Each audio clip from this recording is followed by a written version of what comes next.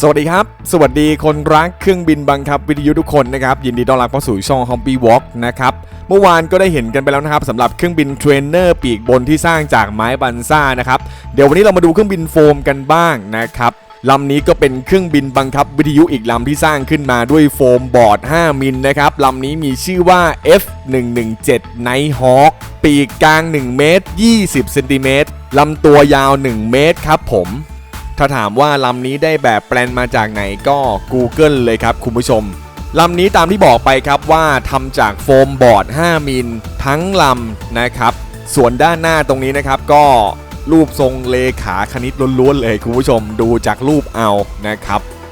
เครื่องบิน F117 ลำนี้นะครับผมใช้สีสเปรย์ทำสีนะครับผมก็จะใช้สีเทารองพื้นไปก่อนแล้วก็สาดด้วยสีดำด้านพ่นบางๆตรงนี้ก็ต้องค่อยๆพ่นทีละชั้นนะครับคุณผู้ชม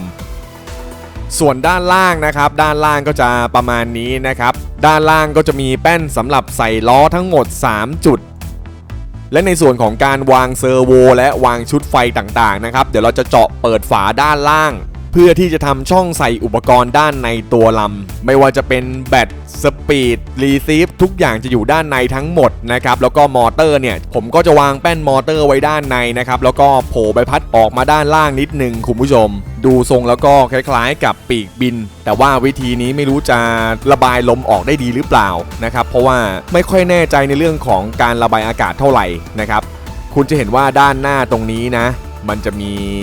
ช่องอากาศอยู่นะครับอากาศเนี่ยจะไหลเข้ามาด้านในทั้งหมดนะครับข้างในนี่คือโล่งมากคุณผู้ชมแต่ว่าด้านหลังเนี่ยมันค่อนข้างที่จะเล็กนะครับซึ่งตรงนี้ก็ยังมองไม่ออกเหมือนกันครับว่าลมที่ออกมาเนี่ยมันจะระบายออกยังไงนะครับเพราะว่าเราไม่ได้ใช้ดักแฟนนะครับด้วยความที่มันเป็นใบพัดมอเตอร์ธรรมดานะครับไม่รู้ว่ามันจะดันออกยังไงนะครับตรงนี้ก็ต้องมาลุ้นกันต่อไปคุณผู้ชมหรือไม่เราก็ต้องวางชุดดักแฟนแทนนะครับอันนี้มองไม่ออกจริงๆครับว่ามันจะระบายออกยังไงนะครับคุณผู้ชมอันนี้มันไม่ใช่แบบของเครื่องบินบังคับด้วยนะฮะเผลอๆน่าจะมีวางมอเตอร์อยู่ด้านบนนะครับเป็นโมเดลเครื่องบินตัวแรกเลยที่ทำแล้วมองไม่เห็นเลยว่าจะระบายอากาศยังไงนะครับตรงนี้ก็ยังคิดไม่ค่อยออกเท่าไหร่นะครับส่วนลายของเครื่องบินลำนี้นะครับผมใช้ปากกาเคมีในการเพ้นท์นะครับก็จะเป็นปากกาเคมีหัวประมาณ 2.5 มิลนะครับแต่ปัญหาใหญ่ก็นี่เลยนะครับไม่รู้ว่าลมมันจะออกยังไงหรือว่าจะใช้ใบพัดขับเคลื่อนมันยังไงนะครับคุณผู้ชมไม่แน่อาจจะต้องย้ายมอเตอร์มาวางไว้ข้างบนหรือไม่ก็เอาชุดดักแฟนวางไว้ข้างบนเลยนะครับก็เป็นเครื่องบินอีกลำนะครับที่ยังมองไม่เห็นอนาคตสักเท่าไหร่นะฮะโอ้อยากได้เครื่องบินสวยๆนะครับแต่ก็ไม่รู้ว่ามันจะออกมาอีท่าไหนนะครับ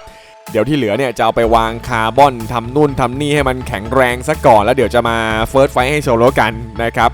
ส่วนอีกลำหนึ่งนะครับก็เป็นเครื่องบิน F22 3D นะครับลำนั้นบินดีนะครับแต่ว่าจะออกแนว 3D นะไม่มีแอร์ฟอยล์นะครับวันนี้ก็ขอบคุณทุกคนนะที่คลิกเข้ามาชมคลิปผมนะครับขอบคุณมากๆส่วนลำนี้ก็เดี๋ยวไปลองแก้ปัญหาชีวิตดูนะครับไว้เจอกันใหม่คลิปหน้าครับวันนี้ขอบคุณมากๆเลยนะครับสวัสดีครับ